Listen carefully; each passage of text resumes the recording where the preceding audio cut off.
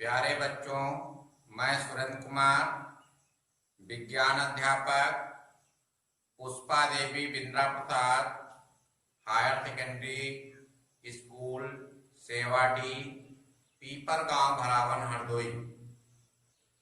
मैं आज पुनः आप सबके लिए जो है विज्ञान में प्रकाश का परावर्तन तथा अपवर्तन पढ़ाने जा रहा हूं। तो सर्वप्रथम हम बात करते हैं प्रकाश क्या है। प्रकाश तो प्रकाश एक वह ऊर्जा है जिसके माध्यम से हम किसी भी वस्तु को आसानी से देख सकते हैं, उसे हम प्रकाश कहते हैं। प्रकाश निम्नलिखित दो प्रकार का होता है। नंबर 1 प्राकृतिक प्रकाश।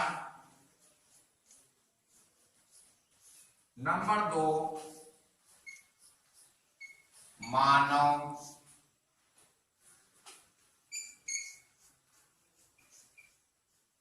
निर्मित प्रकाश। यानी नंबर 1 प्राकृतिक प्रकाश, नंबर 2 मानव निर्मित। इन दोनों प्रकाशों के माध्यम से हम किसी भी वस्तु को आसानी से देख सकते हैं, उसे हम प्रकाश कहते हैं। प्रकाश का सबसे बड़ा स्रोत सूर्य है। प्रकाश का सबसे बड़ा स्रोत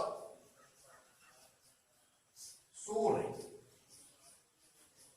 सबसे बड़ा जो है वो सूर्य है। सूर्य,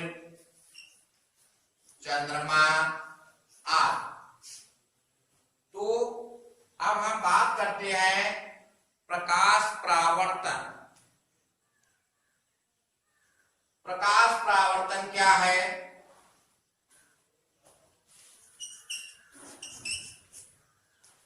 प्रकाश परावर्तन। प्रकाश परावर्तन क्या है? जब सूर्य के प्रकाश की किरण किसी सरल, विरल या सघन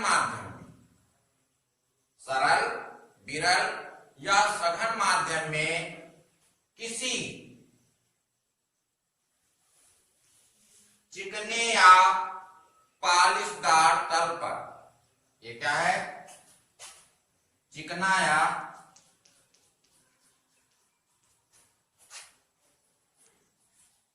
चिकना तल।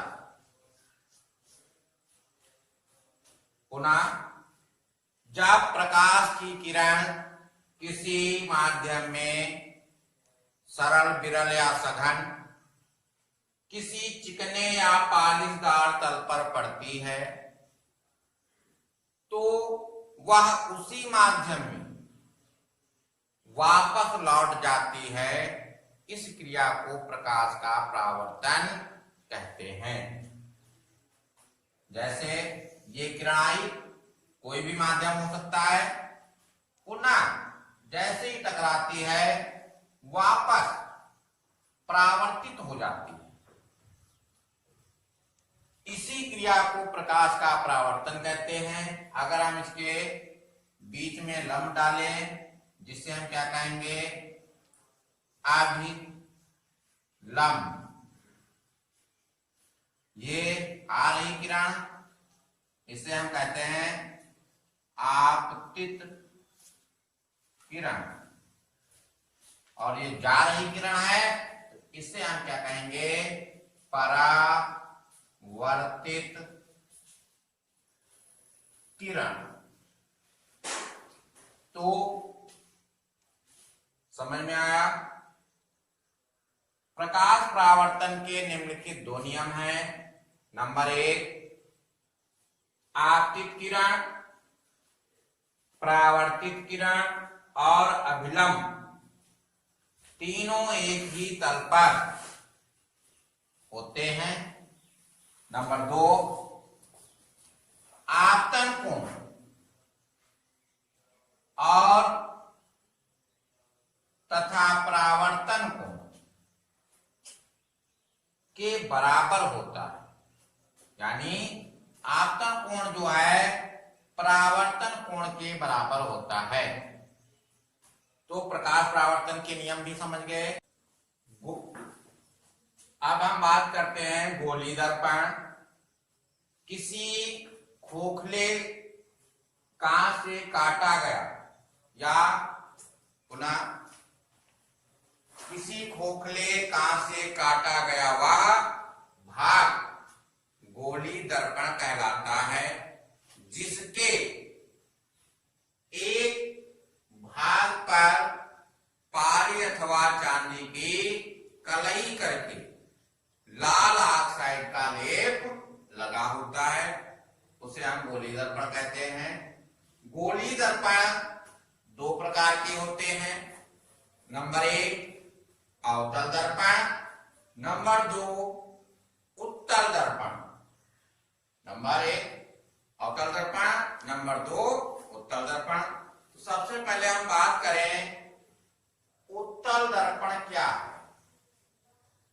उत्तल दर्पण जो है इसके दबे हुए भाग पर पारी अथवा चांदी की कलई करके लाल ऑक्साइड का लेप लगा होता है तथा उभरे हुए तल से इसमें जो है परावर्तन होता है। अवतल दर्पण क्या है?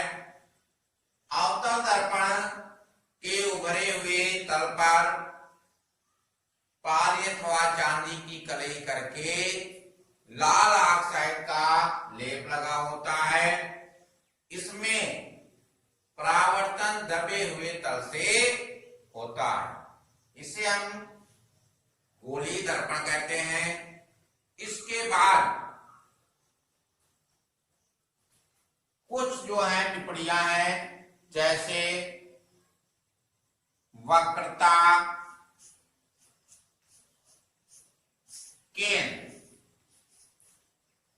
वक्रता केंद्र, वक्रता केंद्र से आप क्या समझते हैं? तो किसी कांच के या किसी दर्पण के मध्य बिंदु को वक्रता केंद्र कहते हैं, चाहे वो अवतल दर्पण हो चाहे उत्तल दर्पण हो।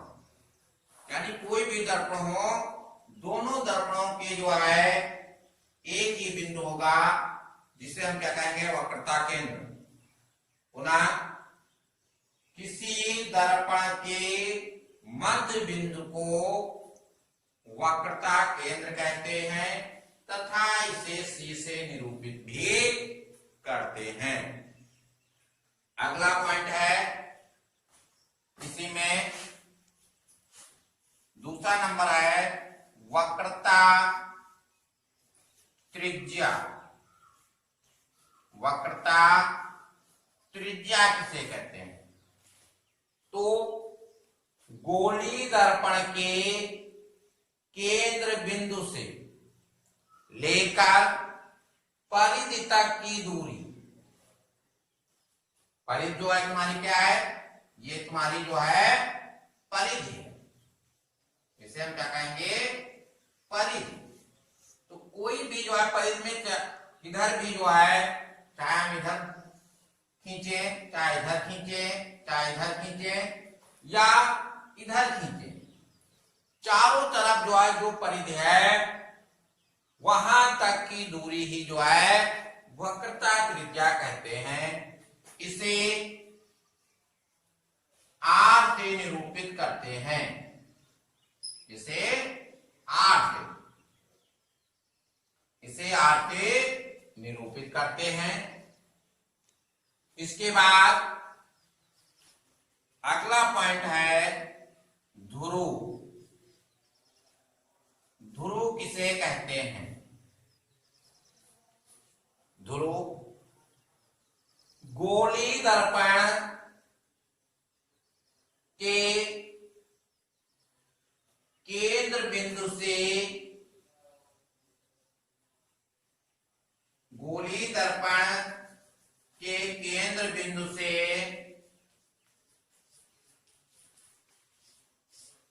गोली दर्पण के केंद्र बिंदु तथा परिधि के कटान बिंदु,